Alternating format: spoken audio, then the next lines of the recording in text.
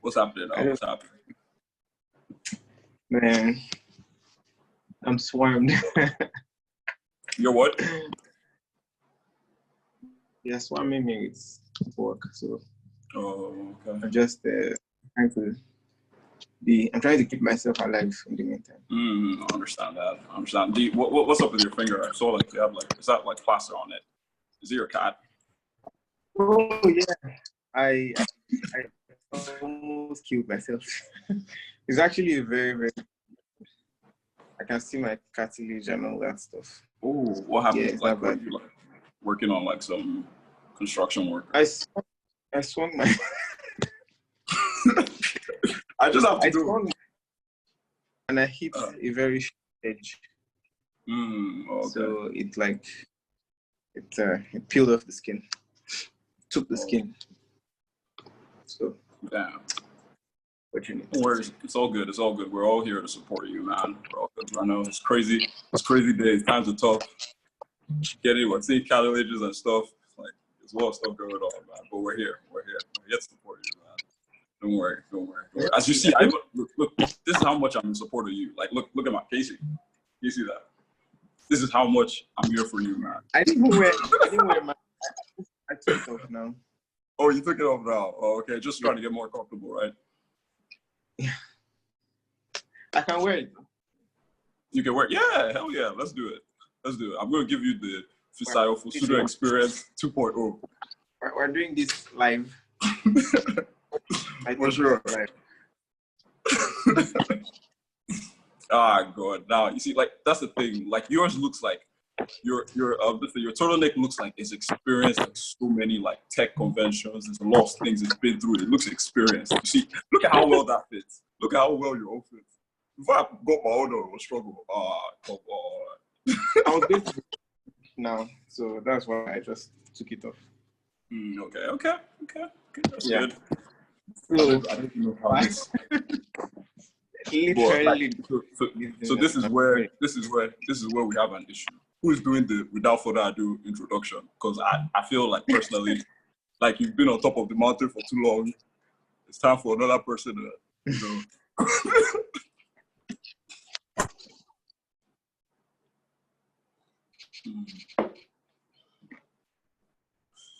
I don't know if we started yet. Can you hear me?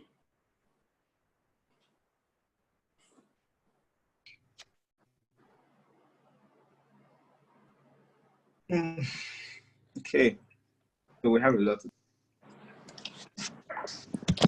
I can't really hear. I don't know with the network.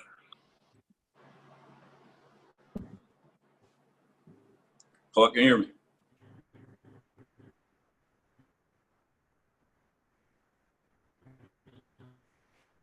Can you hear me? Hello.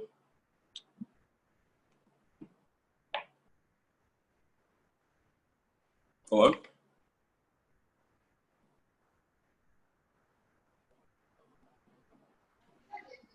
I can hear you, Arnold. I think it's Fisayo's. Can you hear me? I think he's back. Yeah. Fisayo's video is lagging a little bit. I don't know if that's on my end or his end. No, I think it's his. It's lagging on my end as well. Okay. I can hear everybody. I don't know. There's everybody for us.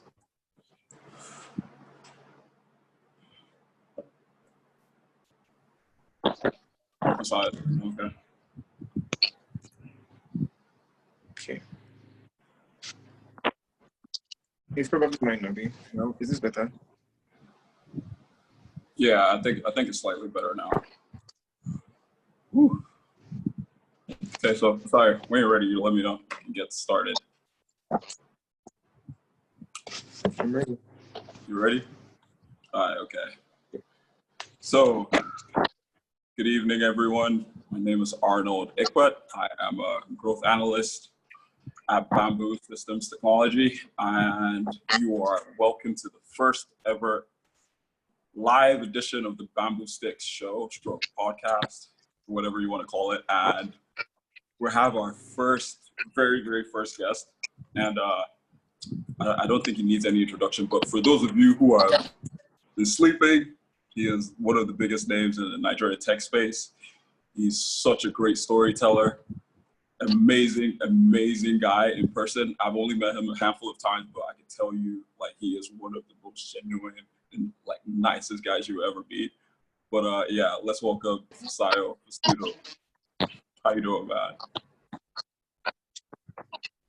Hi. How you doing? Fisayo, You doing good?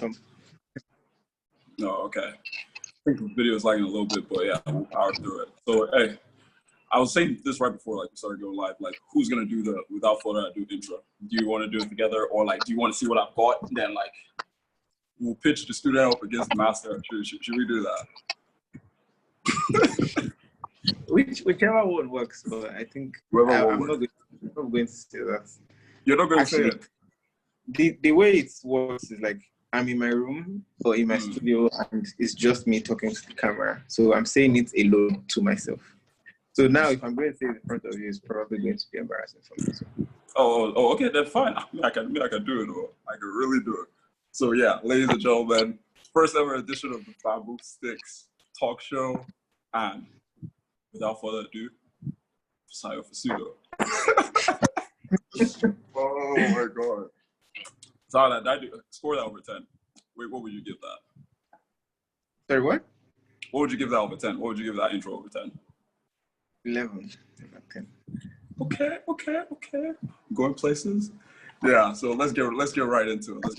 So today's show we're going to be talking a lot about tech and the future of like economies in general, products, companies, everything in the tech space. We're going to be going through what these companies are doing and forecasting into the future, but at the same time taking a look at the past and the present to get a feel of where like the global economy is going in general. So I just wanted to start off the show in this fashion. So tech stocks in general have been making huge gains.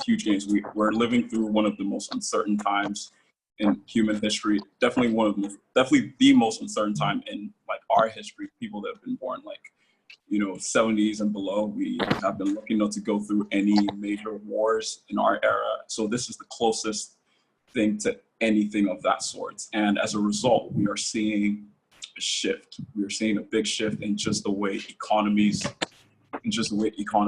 handling the pandemic. We're seeing a shift in human behavioral patterns when it comes to shopping, especially things like commerce. We're seeing a lot of us doing a whole bunch of our activities, even work. A lot of us, like now, me and Fisayo, maybe a couple of years ago, we wouldn't have had this avenue. We would have had to meet and be in an actual studio, maybe his. Yeah, we would have definitely have to be in his studio, in his element, and had this conversation. But like now, we have technologies like the platform we are on now, Zoom, which make it very, very convenient and easy for us to have information. So yeah, we are in changing times. So I wanted to introduce it this way. In 2010, okay, the Fortune 500 list, which measures and gauges the top biggest companies in the world according to revenue. The first company was Walmart, Exxon was second, Chevron third, GE fourth, and Bank of America fifth. In 2010, Amazon ranked 100 on that list in terms of revenue. In 2010, that's 10 years ago, they ranked 100. Apple ranked 56. Microsoft, I think, was 34. And Facebook and Alphabet, that's Google, were not on the list at all. So fast forward 10 years later. Oh, it's different. It's a different story. Story. So Amazon is second. 10 years later, just 10. It's 10 years ago. Amazon is second. Apple is fourth. Microsoft is 21st. Facebook is 46th. And Alphabet is 11th. In the space of 10 years, we saw such a massive shift in just the makeup of like the American economy, which is the biggest economy in the world. And I think that's the premise that we're going to base this whole conversation on.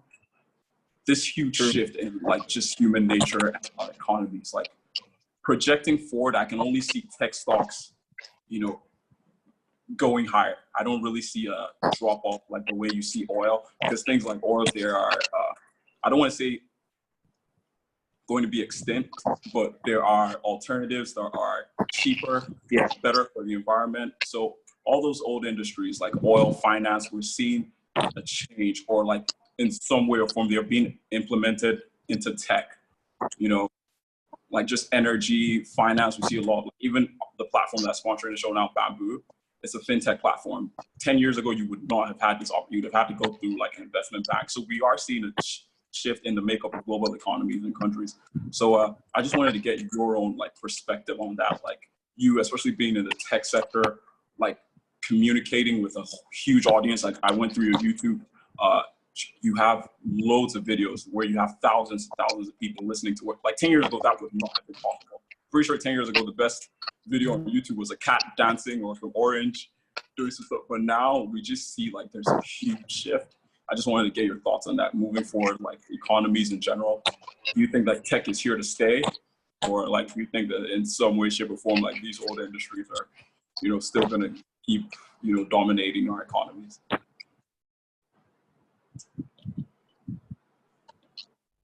So yeah, that's a very, very, that's 10 years ago. 10 years ago was 2010. 2010. I think I was just going to graduate from university in 2010. I never thought that I would have, maybe I did think about it in a little way, but I never really thought that I would have a job where I just produce videos, put them on the internet, and then that would be the only thing that I would do for source of living. So when I was in school, I think I was lucky enough to get hired out of university because it was also a tech startup. Max.ng was an app that you can request rides for deliveries and for transport. So I was kind of like the first employee there, and that was because I already had some sort of tech background. I was a graphic designer, and I worked mostly on the computer. So I did a lot of the branding process and all that in the beginning. So yes, without technology, I probably won't have a job. Or maybe I'll have a job. I mean, I was supposed to go to work in the bank because I studied economics. So I was supposed to go to work in the bank. Yeah, that did not happen. I went there. It didn't happen. No, there was no way I was going to do that to myself. So,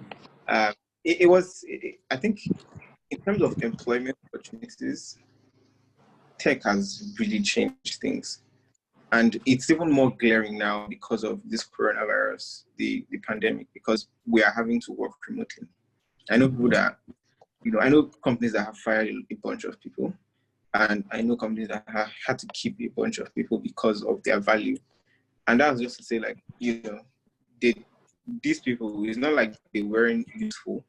It's just the way it is now. And, with the tech that we have now, productivity has to keep happening. Like, people still have to keep producing. If not, you know how that's going to be a depression, not even a recession. So, yes, technology has really revolutionized employment. And in terms of, this period that we're in now, the situation that we find ourselves in right now, I think that it is bringing us together. And also at the same time, is doing what new technologies do. It disrupts. And people are going to be affected negatively. Are definitely going to gain from this. So I didn't even know that the list, like I didn't know that also was 100 2010. I know that payment like SSL payments and all those stuff, they 2005 if I'm correct. I may be wrong. I think eBay was around PayPal, eBay, I think should be around 2005, I'm not so sure. But that was around the time where it started to take off. And I think it was 5 years after that social media started to take off. Yeah.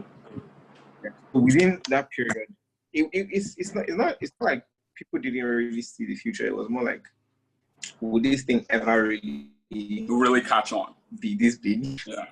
Yeah, nobody really. Yes, exactly. So I don't think people really saw it being this big, but it is this big. Yeah, definitely. It's so funny because I always have this conversation with my mom.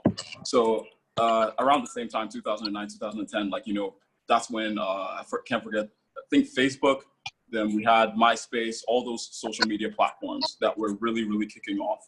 And I would try to sneak, because we had this PC set up in my house. I would turn on the computer at like 10 or 11, get on it, play, like I think there was this also this other thing. I'll play games on it. So I was always trying to like get my feet wet a little bit. We had classes in primary school that, you know, put you through like internet classes and all that.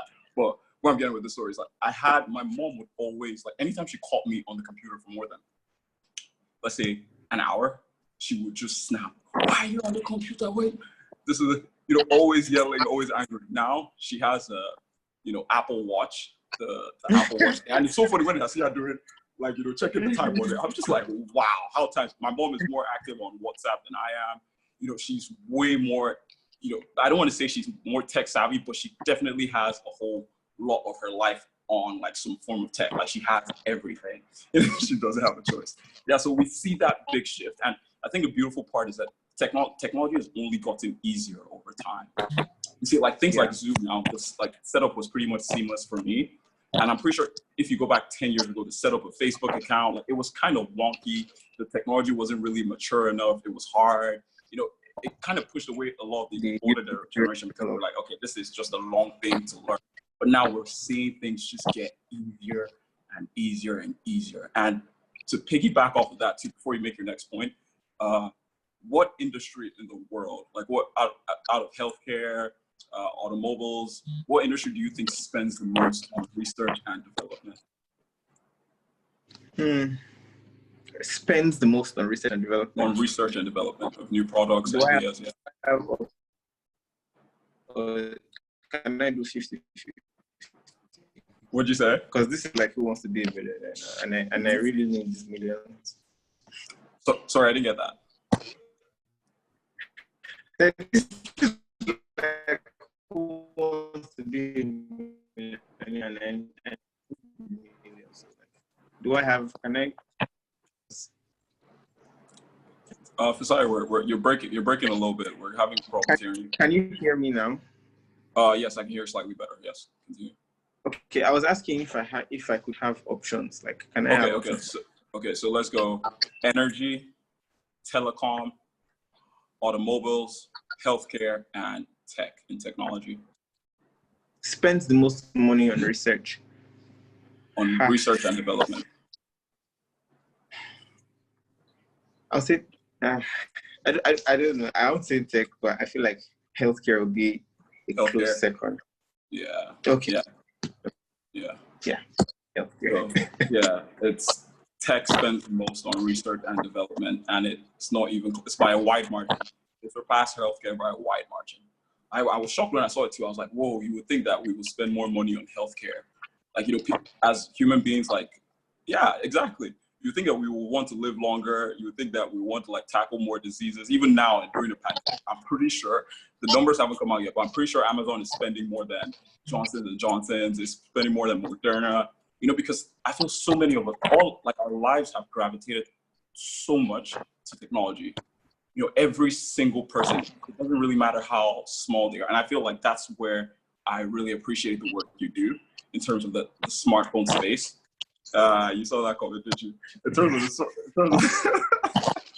the smartphone space, you know. So I want to ask, what do you think about what Bill Gates? You know, Bill Gates was slandered for this whole thing, defamation and all of that. But in the 2015 TED Talk he had, where he like sort of predicted coronavirus. I saw that video and I was like, you know, this person is not a healthcare professional. He's Bill Gates person. You know, it's also pays an ode to what you said about how like technology they spend the most money on research and development. You know, he suggested like military should be trained. There should be military medical, something like that. A merge between both fields, both industries. So be able to protect this thing and keep it from spreading or something like that. He correctly predicted, but not predicting a date. He correctly predicted the effects of something like this. So what do you think in that regard? Like, yes, maybe it makes sense now that money is being spent, you know, more on research and development by tech, and it's even trickling down to healthcare. But how did that make you feel that it was Bill Gates that was the one that presented that or saw it coming?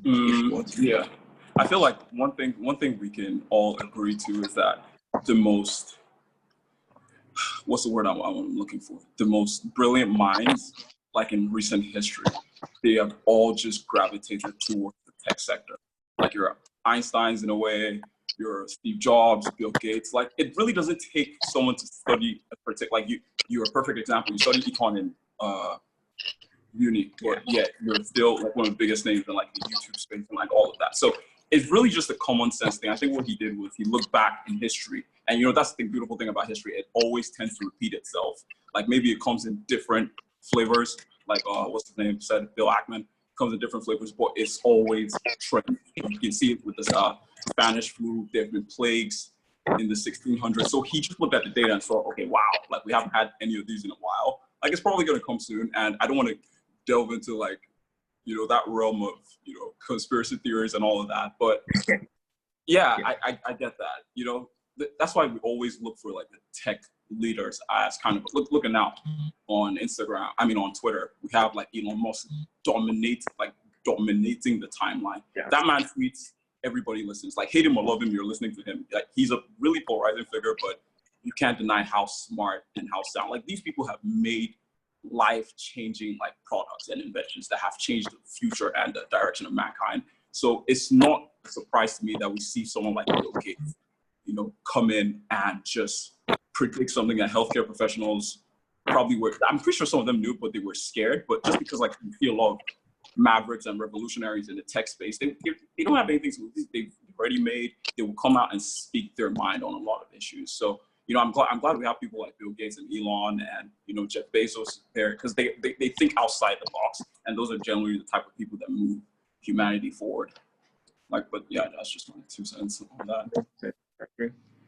Yeah, but back to the whole like healthcare space. Like for sure, I was really expecting like healthcare to be spending the most on research. People want to live to 100+. But I guess we just want more likes and retweets more than we want to live to longer.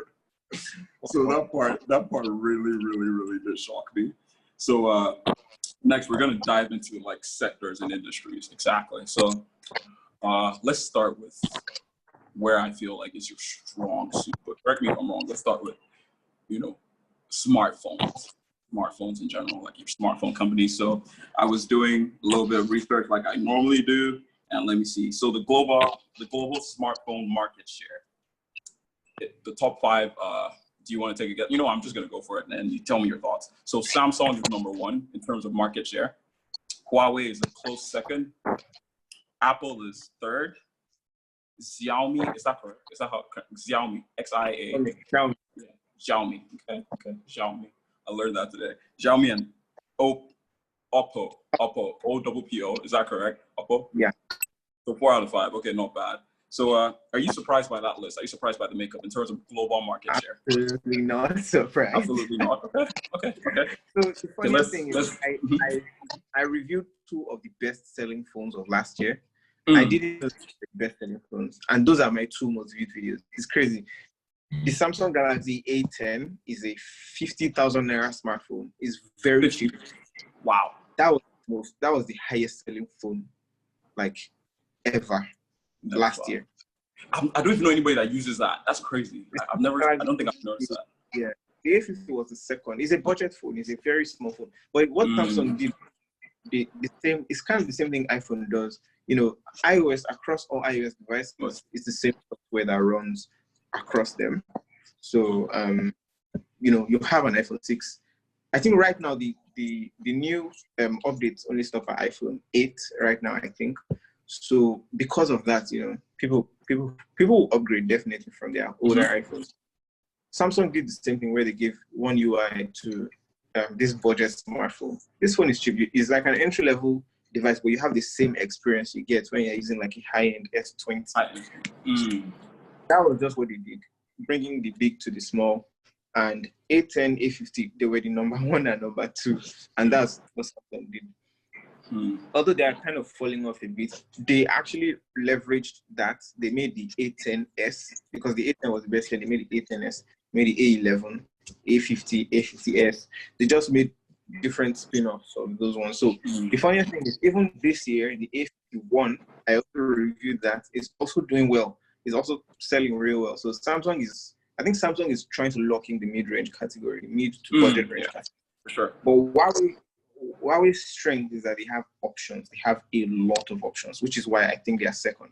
So Huawei has, Y7P, Y7 Prime, Y7 Prime 2019. They have so many options to choose from. So yeah, that's another thing that I say, makes Huawei to second. And Huawei also makes computers. They make Windows laptops. They make other appliances. But the problem is, since Huawei's fallout with Google, you know what Trump did? What Trump did, the whole rhetoric, entity list, putting them, no US company can work with them, no US company can trade. Yeah. Not even just US, New Zealand, and no other countries. So I read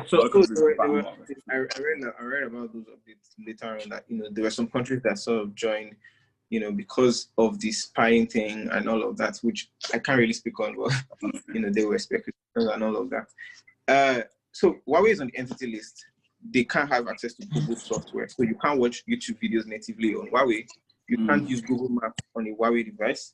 You don't have access to Gmail natively.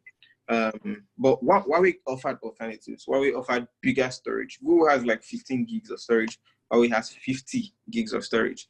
So Huawei created like an email app that you can sort of use Gmail on. It's just a default email app. So it's an email client service essentially. So you can use multiple email services that they support, but it's not direct. But the thing is, you don't have YouTube on that phone. So you have to sort of watch it on the web, which is not so great. So that's also something that the ban was from May last year. So throughout that period, there's been like a lot of ups and downs for Huawei. So Huawei is doing a lot. They're spending a lot now.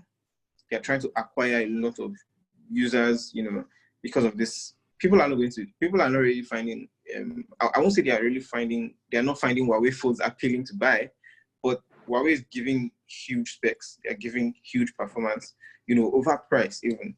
The price of it, you can find a good, very, very good Huawei phone. They even subsidize the price for Nigerians here. So if you buy it directly when they subsidize the price instead of paying import duties and all of that. So yeah, Huawei is good at this number 2 position, but I don't know if, because of that ban, it might have an effect on their position. Apple is understandable. Apple doesn't need to be number 1. They're number 1 in terms of the revenue. In terms of, they don't need to be number 1. For Xiaomi too, Xiaomi is sort of like Huawei. They give options as well. And Oppo also similar, they give a lot of options. What Xiaomi does is they don't make as much profit on their phones the way the others. They make a very, very, very, very, very, very, very good phone, and they make it so cheap. You are just questioning, like, why? Why is this thing real? So yeah. So, like, piggybacking off what you just said, it just seems like, okay, let me put it this way. Out of those top 5, 3 of them are Chinese, right? Yes. Huawei, Xiaomi, Oppo. Samsung is Korean. Okay. So I also like did a deep dive and looked at Nigerian market, and it's Techno 1, Infinix 2, Samsung 3, Apple 4, and itel 5, and no Huawei there. Do you know why? Like top 5? So I know Huawei actually recently entered into the market. Okay, they recently just came in. Yeah, recently. When I started reviewing, I think they reached out to us first that, they are just coming into the market. But, they also import the phones before. Huawei has flagship phones that are very good. They have the Mate series, they have the P series. So they had flagships that were already good. They take pride in camera, zoom quality. You can, I think I saw a video on Twitter, the Huawei can zoom to the moon, capture the moon from here. Yes. Wow. Wow. From here. Okay, I might have to check that out. Yeah, they have that zoom quality on lockdown. It won't be clear, obviously, but they have that zoom quality on lockdown. And Samsung also, did their 108 megapixels, which they sold to multiple phones. I hope you know that the phones on the iPhones are made by Samsung. So they all trade with each other in that sort of manner. So Samsung also gives their cameras to a bunch of these guys. Maybe to test, I wouldn't really know, but obviously they are selling that to these people. So the funny thing is, For Nigeria, Techno, Infinix, and Itel are under traction. They are the same company. So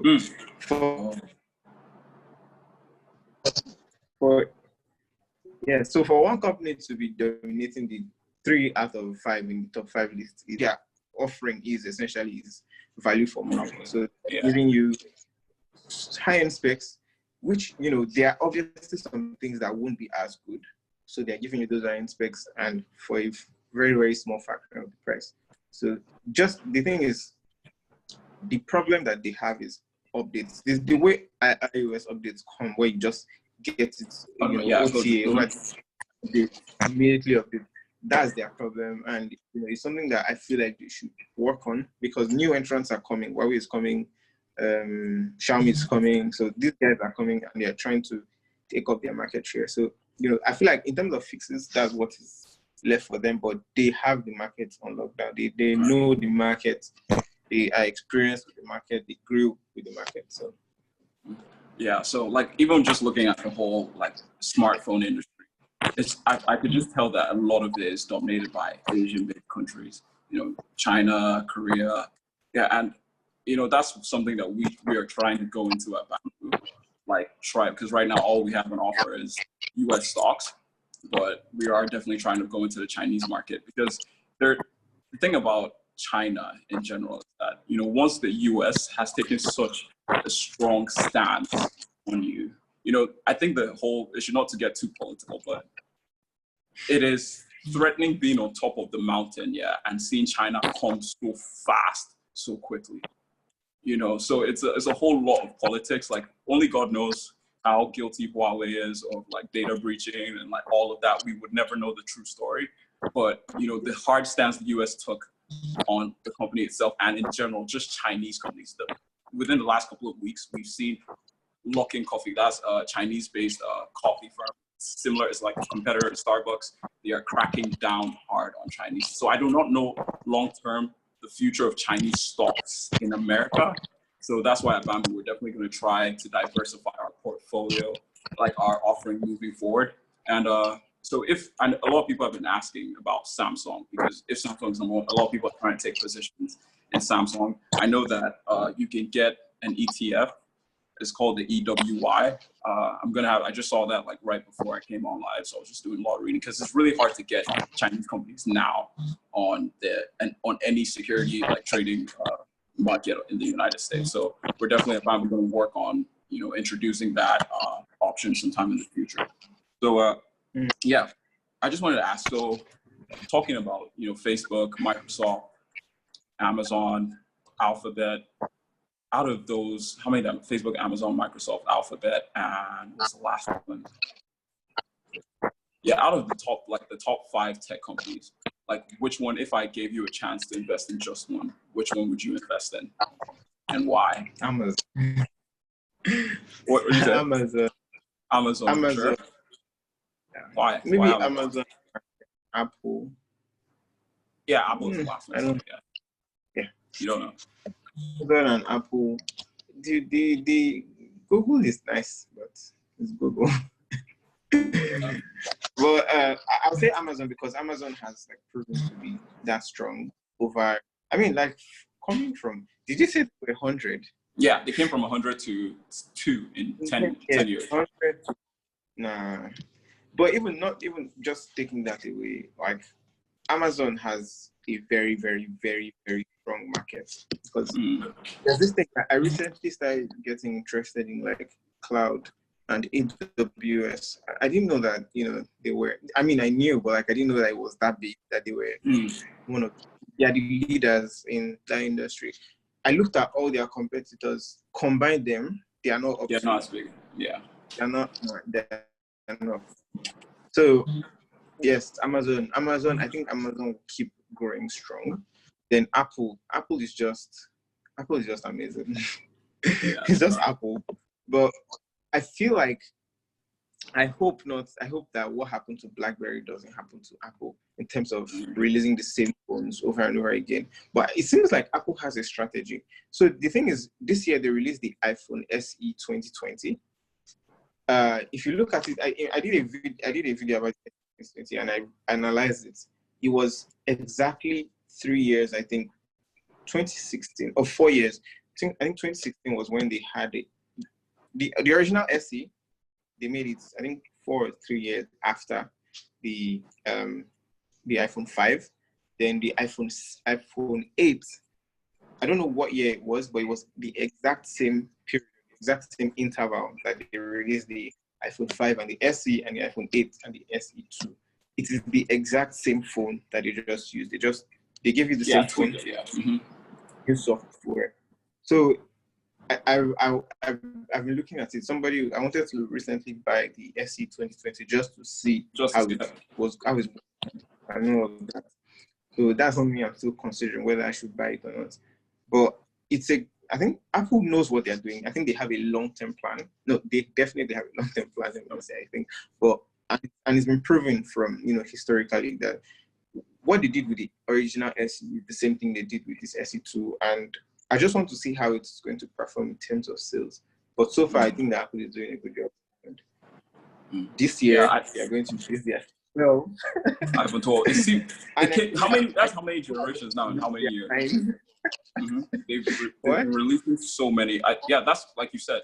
They definitely do have a long-term plan. I think in the tech industry, like let's go back to BlackBerry because you mentioned BlackBerry. Again, let's go back 10 years ago.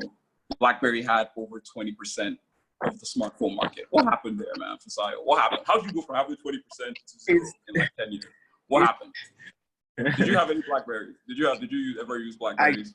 Funny enough, I never had. I had a BlackBerry person. Oh, you had one? The original blue one with the ball and the side scroll.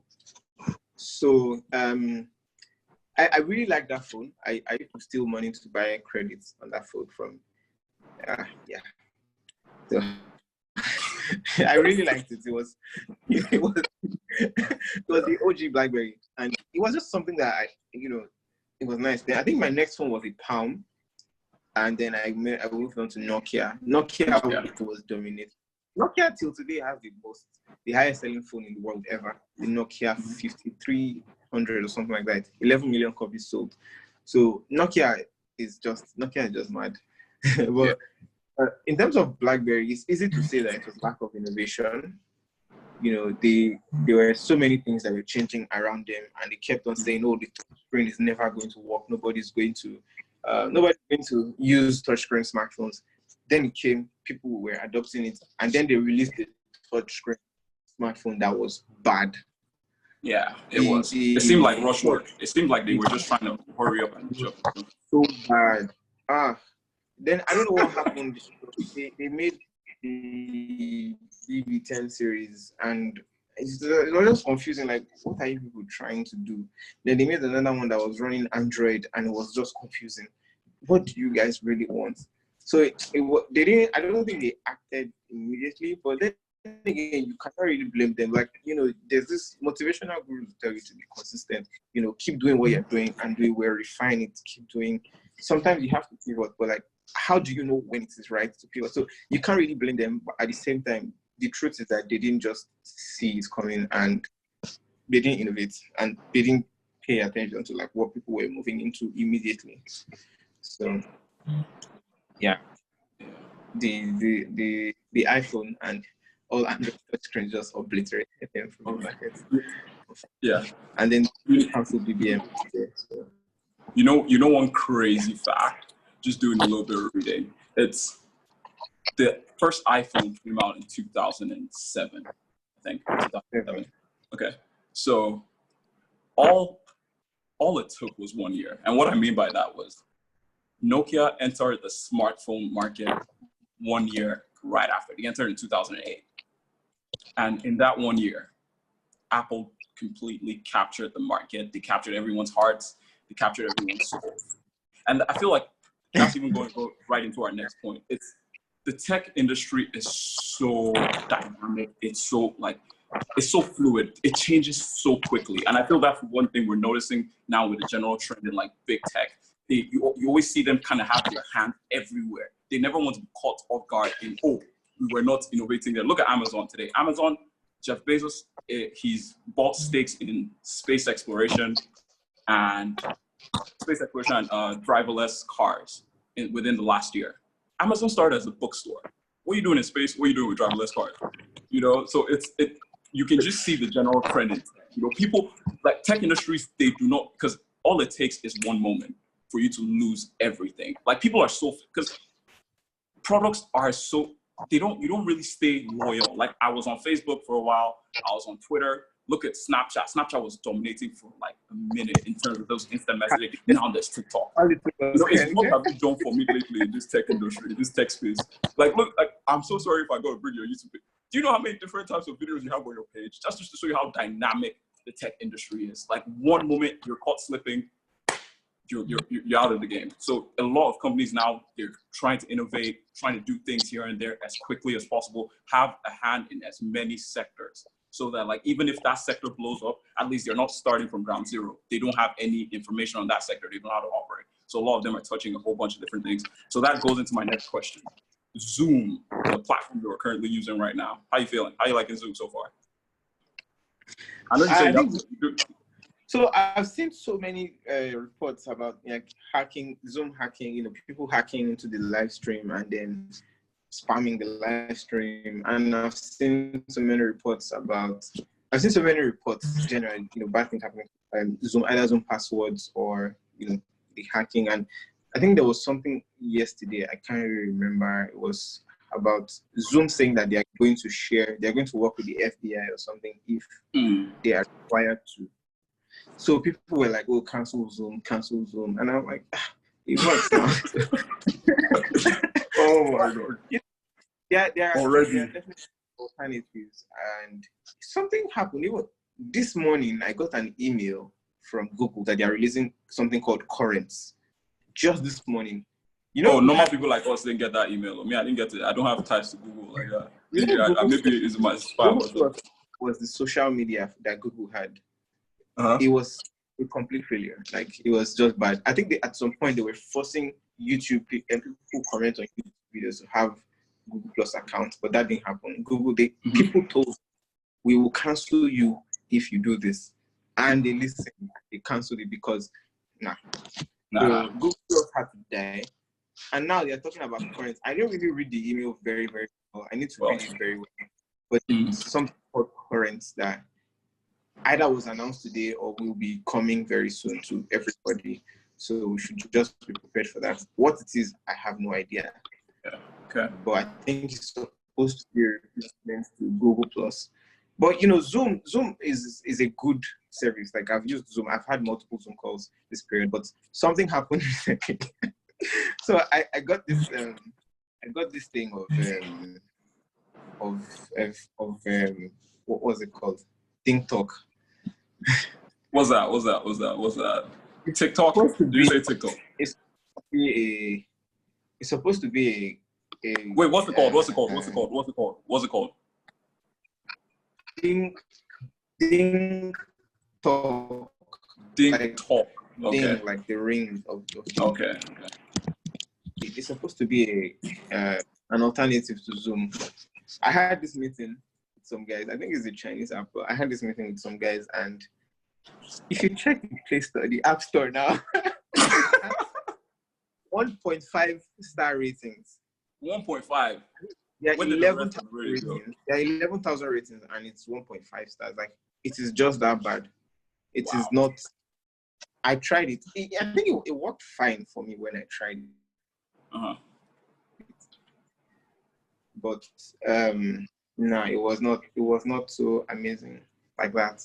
It synced to my calendar. The UI was confusing. It was not really an app that you could really trust. It seemed like a web app, more like an actual app. Oh, Google Currents has been in it. Somebody commented that. So it was released in 2019. Wow, I'm actually old. Okay. So as of February of 2020, Google Currents was still in development. It's in beta. Beta version is now closed. Oh, okay.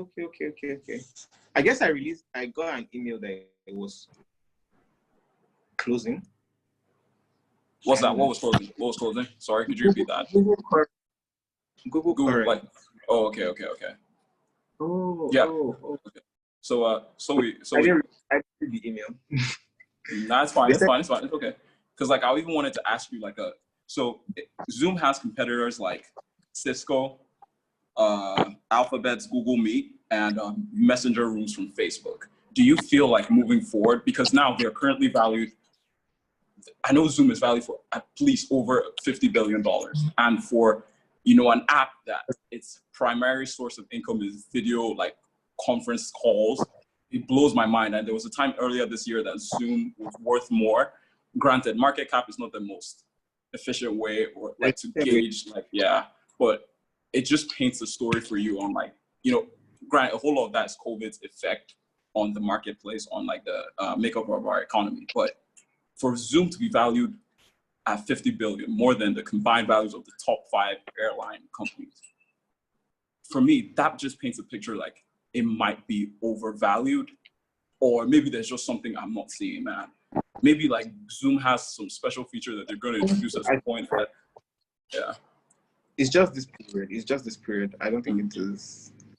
So like moving forward, do you see them like still keeping this share of like market, like this share of the market, like such a huge share with so many big players like Cisco, Facebook, and what's the last one? Google. Those are not small boys. Like coming into this space, like those aren't small companies. So do you feel like they'll still be able to, because people are on this Zoom bandwagon, seriously on the Zoom bandwagon. Like if you just go to Bamboo community, that's what people talk about, Zoom. So do you feel like moving forward, like look at Skype, let's take a look at Skype. There was a time period where Skype was the end all be all when it came to like conference, like video conference, was like everyone was on Skype. I remember being in like SS2 and sneaking my laptop to my room to talk to my girlfriend at the time, like, like on Skype. But it was so hard because the setup was just wonky. It was weird. It took so long to like go. The network was not the best. Yeah, a lot of people are liking it. Like a lot of people are bearish on it.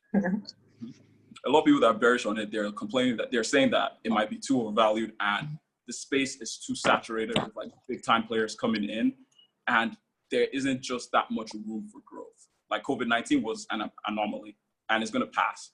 And a lot of people are scared that Zoom's value in the next 1 to 2 years, like wouldn't be as big. Because you see people are even going back to work now.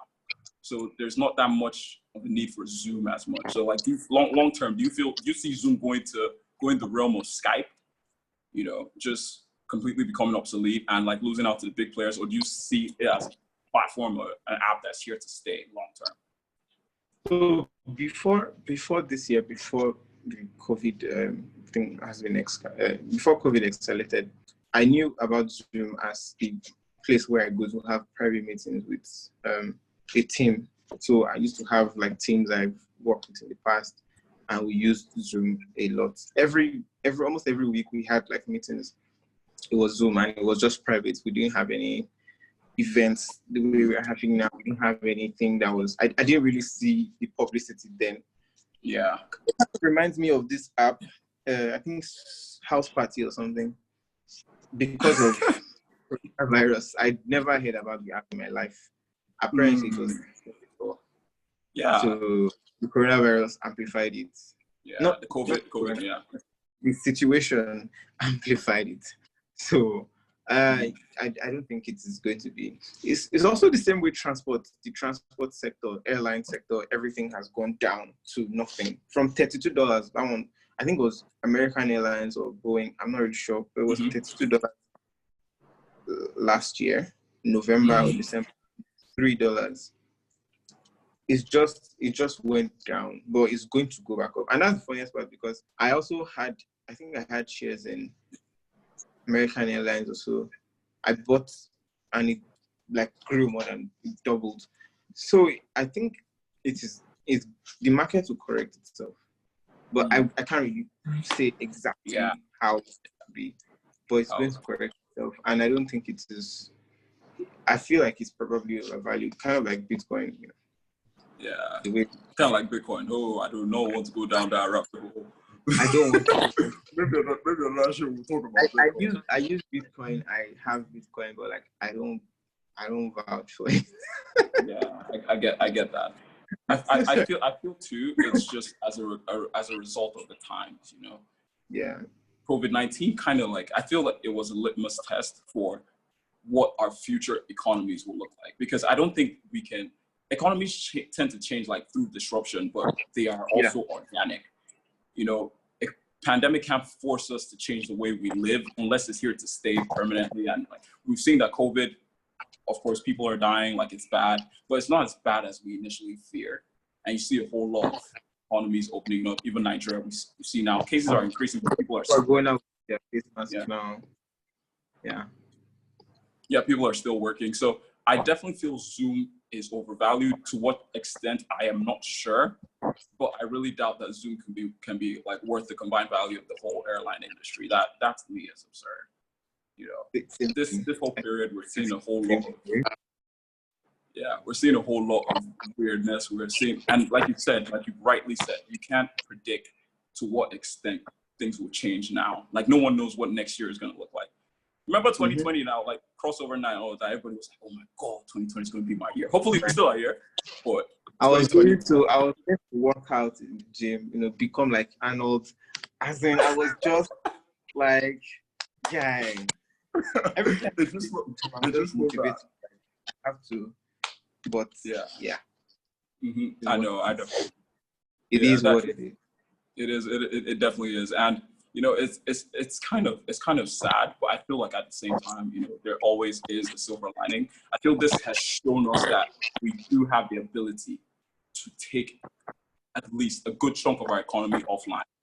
It's shown a lot of companies that they need to cut costs in some certain areas. It's shown some companies that they need to focus. And like you said, the winners of COVID-19, like the best performing stocks are the biggest stocks, the ones that are most like diversification online, like in terms of online services. Disney's diversified, but it didn't do too well with COVID because a lot of its revenues come from like people actually going out as parks and stuff. So it's just showing us the general trend of where economies are going to like in the future. So this is a test. I don't think from now on we'll all be going to work online on Zoom. It's not feasible. We're human beings. We're social creatures. We need to interact. So long term, maybe long term, 20 years in the future. But right now, I feel by next year, people will be going on cruises. People will be traveling. It will change a little bit, but I don't think it's that drastic where people aren't going to be flying anymore.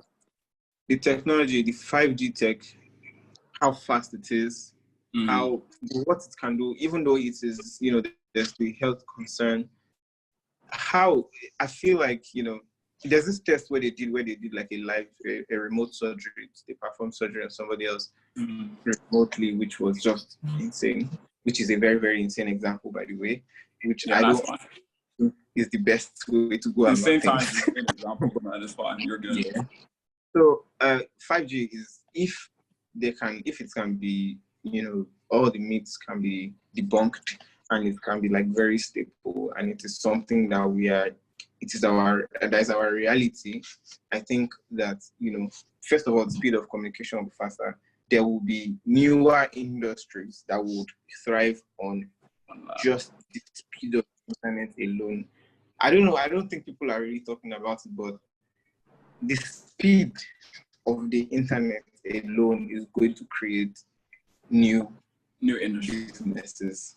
Yeah, for sure. And like you're going to see a lot of things. Like there'll probably be the person who you can't. I don't think I can transfer money to the US, and it will take like 3 seconds or 15 seconds or something. I don't know if there's any service like that. Maybe there is.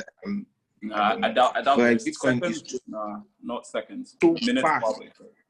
Just everywhere, anywhere in the world, you know, is independent ledgers. People are like doing everything. Computers are doing all the work. The miners and all of that. Instantly, you're getting your money in the exact exchange rate. Nothing is like, it's so fast. You are, I don't know. Just when things, hopefully when things are better, you know, I feel evil with it. So we just have to, there will be regulations. And the thing is, with regulations, it just takes too much time and it takes too much of the value away from the service or the product or whatever it is that this technology is supposed to bring out. It's for our own good, and at the same time, you know, it's going to just be the way human beings are going to be human beings. So yeah. what I'm getting from you is that, like, moving into the future, like, people not only should they try to invest and diversify their income streams and all of that, but, you know, have a footprint online, be able to have a skill that's marketable online. Even if you're going to have a business, you have to be like not completely, but in some way, shape, or form on the cloud. You have to maybe have a Shopify account, be selling online, have some form of like e-commerce presence. Is that what you're trying to say? Especially in places like Nigeria, though. Something where your effort is not directly tied to your output. Something like that. Okay. I also saw yesterday though, Jeff Bezos and Elon Musk aren't really on the friendliest terms. They're not really on the friendliest. Who are you? So are you rolling with Jeff because you're rolling with Amazon, or who do you like? Who do you like better? I'm so proud of Elon Musk. The first private company to take man outside in a while. It's just so I tweeted it. I had goosebumps that day. I was at home with my family. I saw it. Yeah, I saw it all over the time, like everywhere rockets. I'm like, yo, so happy. But Elon Musk is Elon Musk. Do you have any positions in any? Do you have positions in Virgin Galactic? You don't have to tell us, but like, do you have any positions in Virgin Galactic? No, I do not. No, you might want to look at that. No investment advice, or just saying, we got down Babu. If you're that much of a fan of space travel. Testing with my Babu account, I've just been testing litmus tests, but I think I'm going to make probably bigger investments. I don't know, but I want to really like. I'm only going to invest in things I understand and things I know about.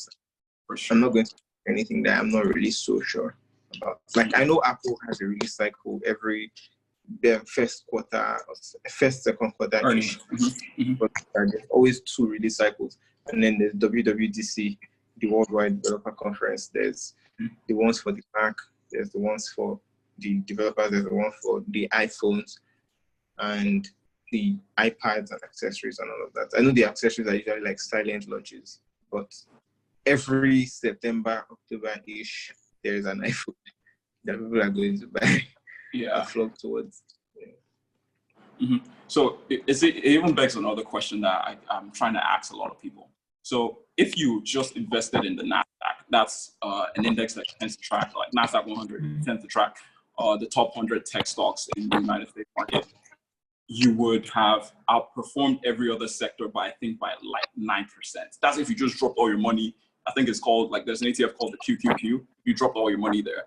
Even with COVID and the way COVID hit a lot of industries, if you invested all your money in that particular ETF and left it there, you would have made at least, I can't remember the exact number, but you would have been positive while all other sectors were turning in negative returns. So I think it begs the question now, like, is it really that bad to have a concentrated portfolio if it's in tech? Like, because I don't see any, like, if you invest in just Facebook, Amazon, Apple, Microsoft, and Alphabet, that's Google. If you just put your money in all 5. Okay. Money in all 5, you're not diversified in the sense because you're still in tech, but you're going to have astronomical returns. And I think it's good in the sense that, like, it begs the question, like, challenge as something. Like, it's good to diversify, but as we can see now, just the tech space, if there's one place you're going to concentrate all your assets in, tech doesn't sound like a bad idea. Just because the general trend is going in that direction, and it's something that's big. Like it's causing a lot of philosophical debate because people are still saying, oh, you have to diversify. It points to the 99.com bubble that happened where if you invested in tech, but look at, even in that same class of like destruction, Amazon was still there. It came out and it was doing great. So yeah, what do you tell people now? And like, there's people that are scared to invest now, even if, like you said, that you're just testing. Would you give them advice like, just get your feet wet. Don't put too much money, just try it. Like, see, the gains in that sense tend to like outweigh the losses. Even if, like, let's say you put 5,000, depending on what your pockets can afford, I feel like personally, it's a good idea just to get your feet wet, like know what the market is about, because we've seen it. You said, I think, who did you mention earlier today? You mentioned like some motivational. So it was what I did was I subscribed to a bunch of, not a bunch, but like maybe 3 or 4. It's not like much, but like some newsletters and stuff about like the stock market. And I saw this thing where they were like, oh, the transport sector, people are really, really positive about the transport sector because how can something go all the way from $32 per share to $3? In So such a I short just period thought, of okay, time. yeah, what the hell? I'll just put money inside and times 2. So it's Just growing. YOLO. I think it's going, but it's just coming down. Yeah, it's weird right now. But yeah, I think I really think that the transport sector, even the funniest thing, I think Tesla is categorized under transport, even though it's tech as well. It's also under transport. So it's a tech company, but it's. I mean, I view it as tech company. Yeah, it is a tech company. So the transport sector is maybe for speculative people. Yes, it is. It just made sense to me. That then I think I bought a bunch of online airline shares. So that's just me being speculative. But in terms of industries that I really know, I would still go with like Apple or Amazon. So that's my those are the ones that I really know and I really like. I have a very big regret. I think when I made a video when I first started my YouTube channel, I made a video about Bitcoin. I had money, like I had some money with me then. I think Bitcoin was $750 for one Bitcoin, and this is a I while was back, like, okay, right? Is this a while back? It's a very long time. I made some 50. Yeah. It was $750 for one Bitcoin. So I made the video and I was like, I'm not going to buy any. I just made the video after I did the video. That same year, it was 26,000. That same year, 26,000. Oh wow! How did that make you feel? How like looking at the I screen and was seeing so sad. I was so sad. And the funniest thing is that was not the year. That was not the period I now bought it, and then it just went down. Now it's about 7,000 now. So what's your biggest lesson from that experience? What's your biggest lesson from that? If you have to do it now, do it. if you say just get enough knowledge, read about it, and then just do it. Don't put too much. Don't put what you can afford to lose, obviously. But, essentially, the biggest money you're going to make, it's not like you're going to really make a whole lot of money if you don't hold. Like if you are speculative, many people who make their money from this, they hold. So if you just go into it to get like fast returns and you don't understand the market, you're going to get burned. But just figure out the one that you understand that's closer to you, and then just put something there. If it is making signs of progress, and also read about the company as well. Yeah. So if it's making signs of progress, keep putting more and more. Yeah, read that, and that's I think like that's a common thing that's going around, circling around these days, like because so many people are being introduced to trading and like investing now, and looking at it from like a very, I don't want to say anything bad, but looking at it with a very narrow-minded, like it just looks like, oh my God, all these people, they're always on their phone, they're looking at graphs. Nobody likes graphs, man. Graphs are not fun to look at. Like on Bamboo they are, but like in general, like I remember what's the name of that this thing? What do they call it? Those in high school for the maths, those things that those graph sheets. It was every time I saw them, I had anxiety. Annoying. Yeah. So like people are just saying like, don't think of it as the market anymore. Think of it as betting on companies you believe in. It's really as like, if we're gonna dumb it down to anything, it's really as simple as that. Don't be too bothered about what people are making. Don't count on other man's pockets. Oh, don't hear, oh my God, I made 50,000 on Bitcoin last night. You're like, oh, okay, how can I do it? But it's very, and I think that's the hardest part about investing. It's just keeping your focus and trusting in your strategy and your process. I think that's the hardest part. It's very hard to see people making astronomical gains and stand by the wayside because you're afraid. You're like, God, man, like people are cashing out. And me and one of our guests before talked about this thing, like the fear of missing out, the fear of like not being on that wave. And like you said, man, like when you go back in, that's when it crashed in Bitcoin, right? Like when you go back in, exactly. It was when it crashed. It really crashed. That December period, it crashed crazily. Wow. I know the guy that bought around the $800 mark. It was still in January that year. and I think he bought a lot, then he made like $200,000 or so, and it was just, what the hell, man. I know. I can imagine. I should have bought two and I'll just pocket $50,000 like that. Yeah. But like, hey, now, man, at least now you have positions in different, like, I feel like that kind of helped you out a little bit. Like, not even just talking to you, you're more patient, you're more calculated about the investments you make. Just because you're seeing Tesla up and you're a tech guy, everybody's expecting, Fisayo has like 1,000 shares in Tesla. And like, it's like, you know, I feel that's something that a lot of people have to learn, is that you have to get burnt sometimes to learn a lesson.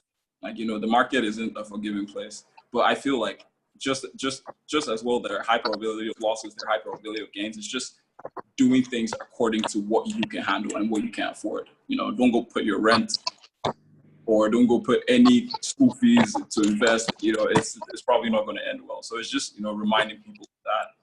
But yeah, so last sector before we wrap this up, I want to talk about streaming in general. We're just going to do a general. So we're going to start with video streaming. So Netflix, Disney Plus, Hulu, HBO. Which one are you going for? If you had one choice, one stock. Well, HBO and I think, yeah, HBO and Hulu are owned by Google, right? Let me see that. But yeah, what's your favorite streaming platform? My favorite streaming platform is YouTube. What? YouTube.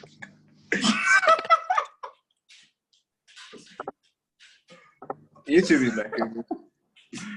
Okay, that's respectable. That's respectable. I have an account in Hulu, Disney Plus, Netflix, and Amazon Prime. Mm-hmm. Yeah. Those are the ones. There was a very new one I saw, Cosmo or something like that. I can't remember. It's a very, very new one. I don't know the name, but it's not among the big players as such. Yeah. But I'll still go with maybe Netflix. Netflix. Okay. I really like Netflix because Netflix is not like the other ones. Hulu is nice. I think the way I got Hulu was because I had Spotify, and Spotify had this promo where they had if you had a Spotify Premium, I have a Spotify Premium account. If you have a Spotify Premium account, you can get Hulu as well.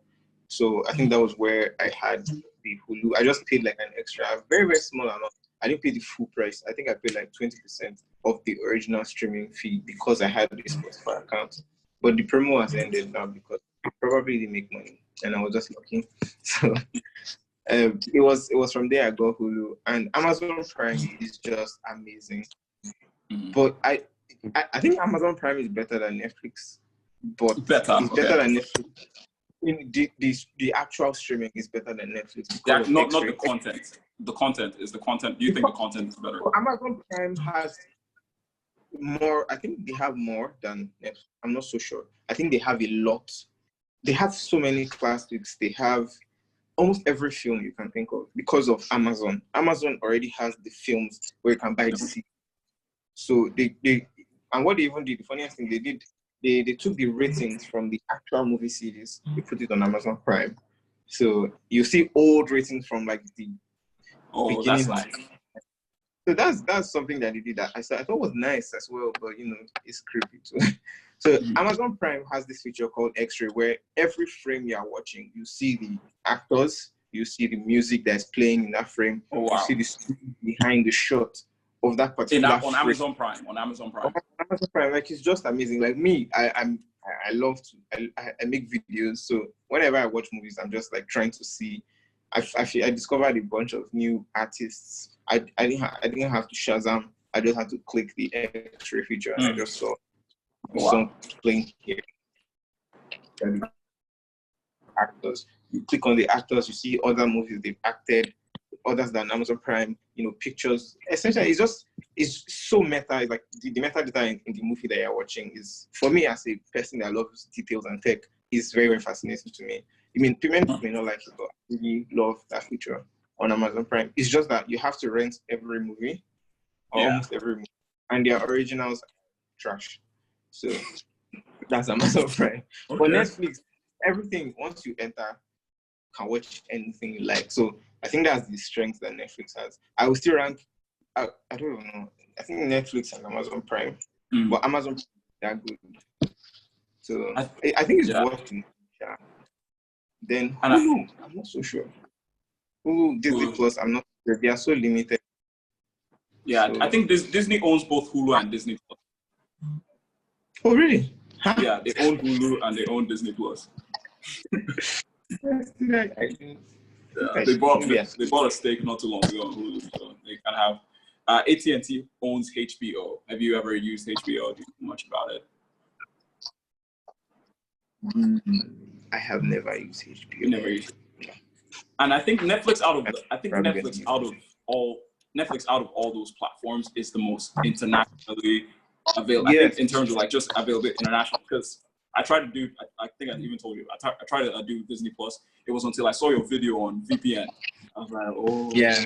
So I use VPN to access everything. And the funniest part is, even on Netflix.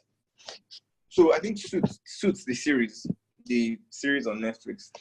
In the UK at the time, they had all 8 seasons, but in the US they only had 6 seasons. And I think it's because of Meghan's involvement with the prince and all of that, so they had to limit some things. I don't know, but so I had to use a VPN, and I use a VPN almost every time to access the internet. You know, I'm not doing anything shady on the internet, but I'm able to see like content from multiple. Yeah, that's actually your job description. You have to be able to create content. I understand. No, you're fine. Canada has like some series that you can't watch in any other part of the world. UK has some series you can't watch in any other part of the world. So just for me to be able to access all of that, so that's I get that. So, they have good and a huge library. Netflix. I don't know. Well, I wish Amazon Prime looked like that. Sure. They'll probably lose a lot of money. Yeah, I think everything just circles back to Amazon, because Amazon is there in streaming, like not even just videos and shows, also in music streaming. Like they have Amazon Music, which I didn't even know. I didn't even know that was a thing. When I subscribed to my Prime Video, they started sending me that, oh, you are not utilizing your Prime subscription because you have Amazon Music, and I'm like, what's this one now? I'll probably take that. I have access to that too, so I'll probably check it out. Yeah, I just feel like, and the general, I think a recap of this whole conversation that we're having is that we're seeing all the top 5 having fingers everywhere. Every industry we talked about in tech, they kind of have something that they're doing there, and it begs the question that Elon Musk asked yesterday on Twitter. He didn't even ask a question. He made a statement. He said that Amazon should be broken up. Yeah. How do you feel about that? They're huge. Yeah. They are the number 1 in cloud. Yeah, by far. It's not even close. So crazy. I don't know if Netflix is even hosting their content there. Yeah, Netflix is like a whole bunch of like Netflix is tied to the. Yeah, I know. Yeah, a whole bunch of it is tied to like Amazon AWS. Yeah. Let's look at that.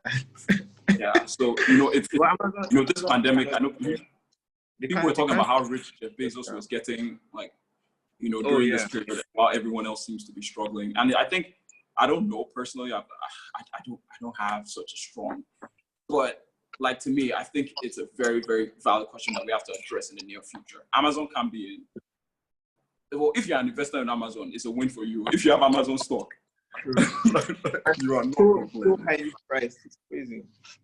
You're not complaining about it, but it begs that question. You can't be in every sector. you can't be in every sector. This is a company that started off as a bookstore.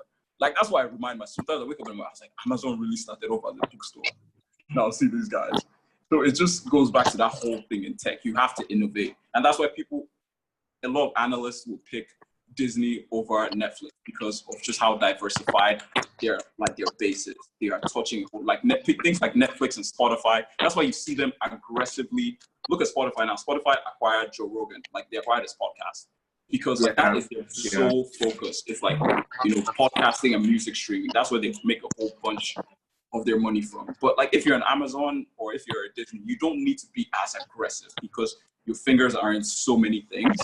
And like, that's why the streaming wars for me is a really, really key one to watch because it's going to be hot the next couple of years. It's a very, very new industry. It has potential for like high growth.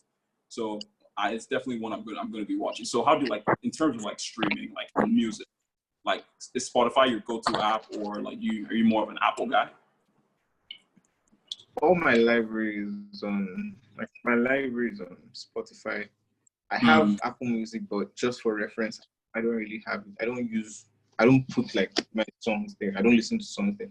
Yeah. I like Spotify, I can access my songs offline. I just download everything because it's Spotify Premium, so I have access to it anywhere I am. And it syncs to my computer, so I can just be listening to my computer. I just turn it off and continue listening on my phone.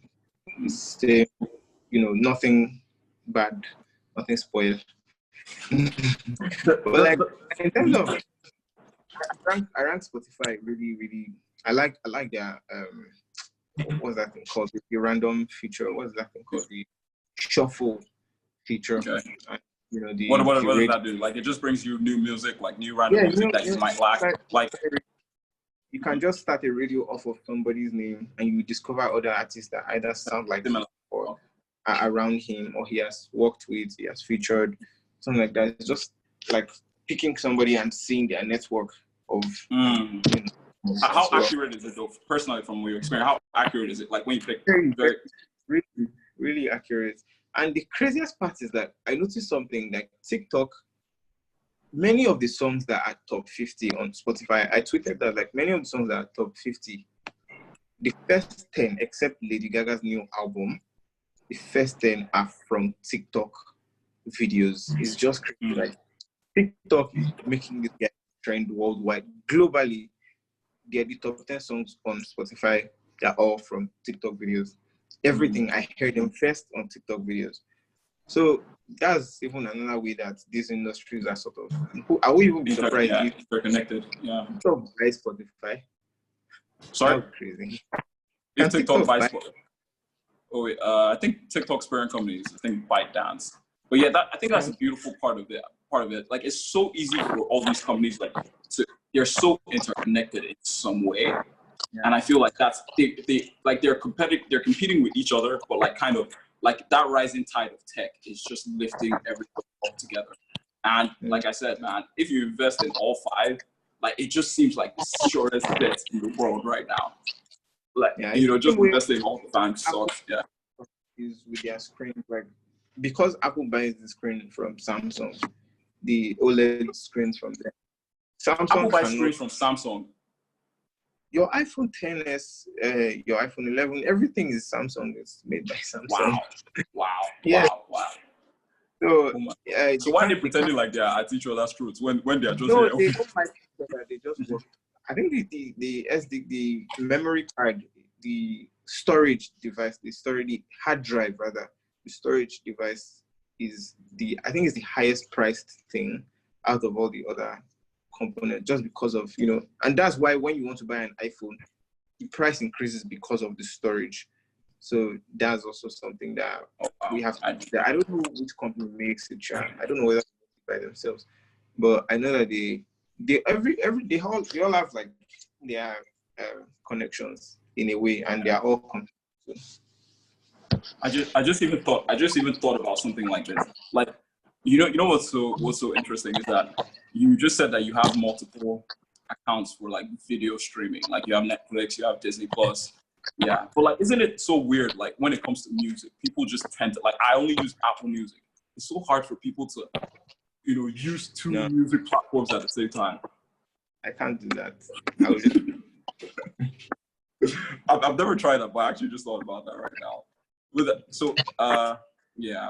With regards to Spotify, like me personally, I am very, very bullish because I love when companies have a vision and they attack it. Like in the end, you have to go and compete with these big boys. You can't just take a back seat.